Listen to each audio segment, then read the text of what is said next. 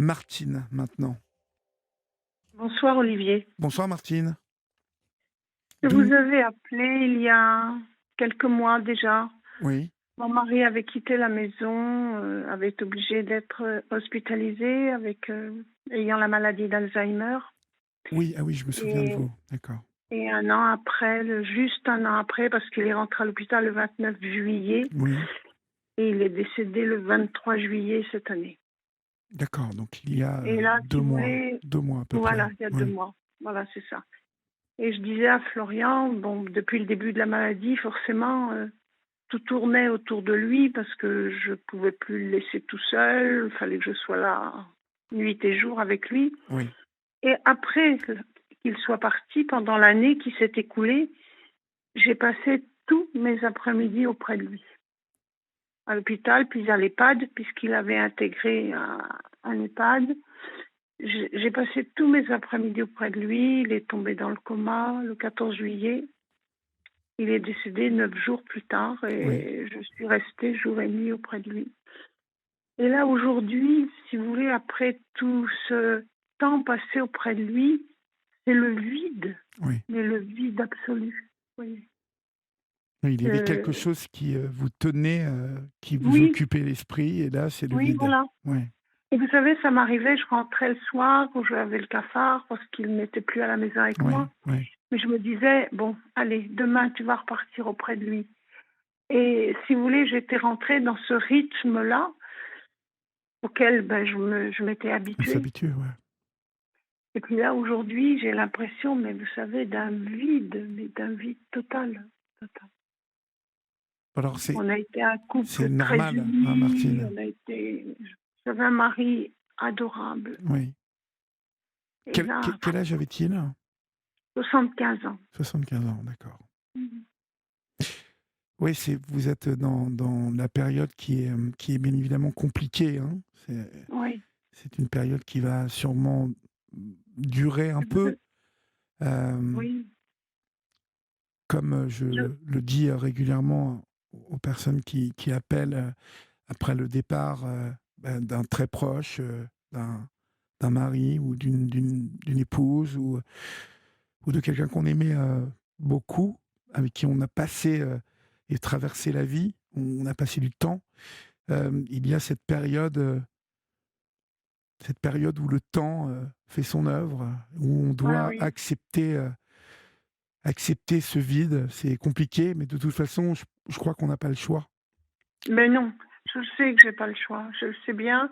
Et puis vous savez, on s'était promis avec mon mari que si un jour il y avait un des deux qui s'en allait, l'autre se devait de vivre. Oui, bien sûr. On s'était promis ça tous les deux et je sais que je tiendrai ma promesse, ça, c'est sûr. Mais si vous voulez, je me rends compte que tout ce temps, en fait, depuis les 4 ans, depuis le début de la maladie, eh bien, tout était axé autour de lui. Oui, Euh, ce qui a démultiplié oui, vos sens, votre attention vis-à-vis de lui. Vous voyez, donc voilà, c'est ce ça. qui veut dire qu'il a pris encore plus de place Oui, dans tout votre à fait. tête, dans votre cœur, qu'avant, même, puisque Et avant, bien sûr, il était voilà. indépendant. Il est devenu Avant, très dépendant de vous. Ouais. on était un couple uni, mais avec nos activités, avec voilà, le bonheur de se retrouver ou de voilà.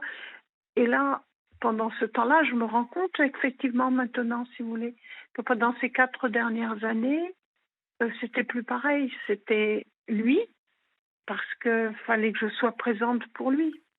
Comme il aurait été présent pour vous. Oh, tout à fait. Oh oui. Oh oui. Et aujourd'hui, après, vous savez, c'est là.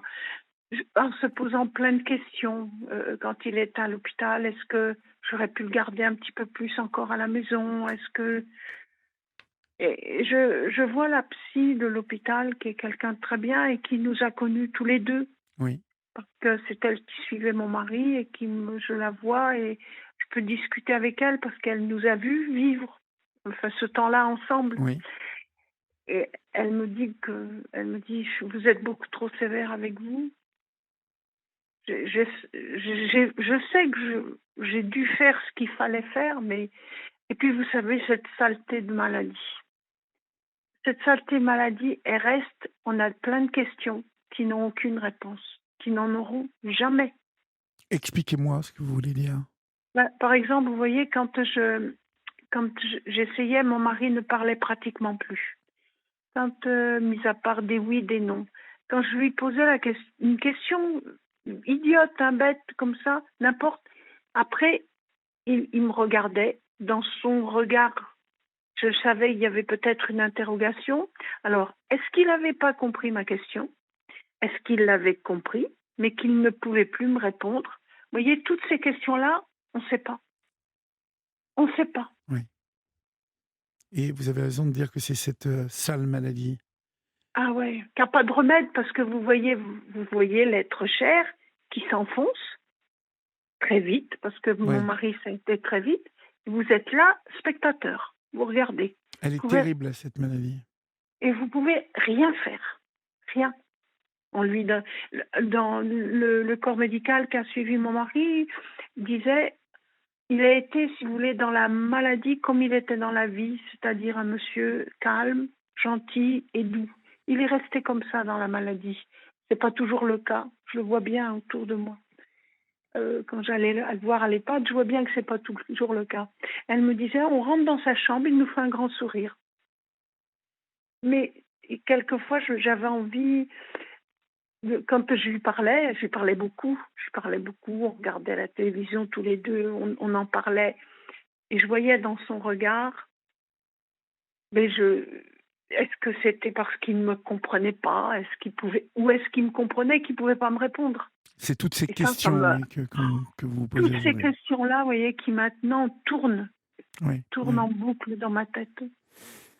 J'en profite que nous parlions de cette maladie d'Alzheimer pour préciser à celles et ceux qui habitent la région de Nice, et Nice même, que je serai avec Elie Semoun le 16 novembre à l'Opéra de Nice, justement pour présenter une soirée où il y aura plein d'artistes qui viendront chanter, où on aura la présence du maire de Nice, bien évidemment, d'Adriana Carambeu, mais plein d'artistes de variété qui viendront chanter, et tous les profits de cette soirée seront reversés à une association qui lutte pour justement contre Alzheimer. Enfin, est-ce qu'on peut lutter contre Alzheimer? En tout cas, tous les fonds récoltés durant cette soirée seront reversés pour la recherche, pour lutter contre Alzheimer, contre cette maladie qui est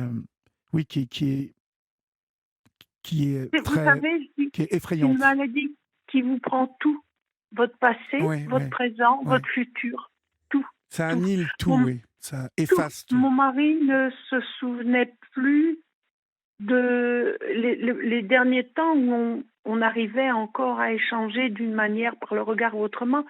Il ne se souvenait plus de notre vie. On a un petit chien qui était tout le temps avec lui.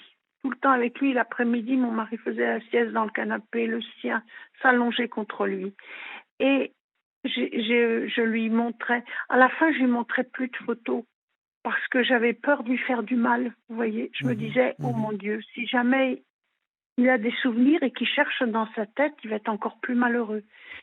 Il ne se souvenait plus un jour, mais tout au début de sa maladie, il a eu des moments, vous savez, où tout partait, puis le lendemain, ça revenait, on pouvait dire. Il ne se rappelait même plus de mon prénom. Oui.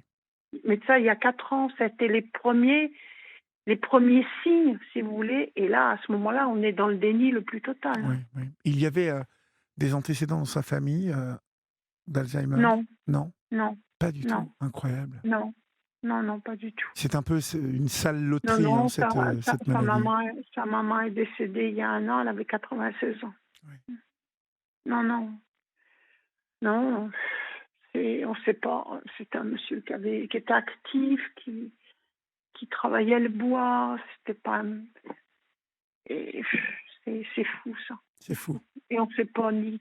Bon, si vous voulez, en ce qui concerne mon mari, il y a peut-être une première cause, c'est qu'il était soigné pour l'hypertension depuis qu'il avait 30 ans. Et sans doute que cette hypertension, d'après ce que m'a expliqué la neurologue, au vu de l'IRM, elle a fait beaucoup de dégâts parce qu'il a eu des bas, des hauts, tout en ayant un traitement qu'il a toujours suivi à la lettre. tous les jours, tous les jours, tous les jours. Mais malgré tout, il avait fait un AVC en 2004. Et puis après, ce qu'il a fait, c'est de nombreux AIT qui passent complètement inaperçus. On ne s'en rend pas compte. Des AIT, qu'est-ce que c'est? C'est ce qu'ils appellent un accident ischémique transitoire. D'accord. C'est-à-dire vous avez tout d'un coup une pression due à la tension qui monte, qui monte, qui monte, qui monte, et puis qui redescend aussitôt. Bon, ça laisse à chaque fois des traces sur le plan cerveau, ça laisse des traces à chaque fois. Et ça monte et ça descend. Alors mon mari fumait pas, buvait pas, donc si vous voulez, il avait les artères suffisamment solides qui fait que ça n'a jamais pété. Oui. Mais à chaque fois, et la neurologue, elle m'expliquait, elle me disait, vous voyez, tout ça, c'est mort. C'était effarant. On sait en plus qu'il n'y a pas de retour, malheureusement, dans cette Non, aucun. maladie. On sait que du moment, le jour, vous savez, on a posé le diagnostic, je savais que c'était sans espoir de rien. Il n'y a aucun espoir avec cette maladie. Aucun. J'espère en tout cas que ce temps que vous passez là, ce vide dont vous parlez, va s'estomper. Vous savez, ça m'arrive encore de me dire, oh, j'ai dû rêver, c'est pas possible, il va être là tout à l'heure. Quand vous vous réveillez le matin, surtout, je suppose. C'est terrible. Ouais. On vous souhaite en tout cas plein de courage, Martine. Merci d'avoir... Merci de m'avoir parlé, Olivier. Je vous en prie. Parler parce qu'on s'était parlé déjà. Non, puis vous avez bien fait, parce que parler, c'est continuer à penser à lui d'une autre manière. Et puis, vous verrez, viendra un temps, ce vide, justement, il est tellement pesant, il est tellement étouffant, que vous verrez qu'un matin, vous vous réveillerez et il sera moins pesant, et ce sera le début de quelque chose d'autre. Et vous repenserez à votre mari d'une autre manière et d'une manière beaucoup plus lumineuse, vous verrez. Merci. Je vous embrasse Olivier. en tout cas, Martine. Merci et merci à Florian. Au revoir. Au revoir. Au revoir.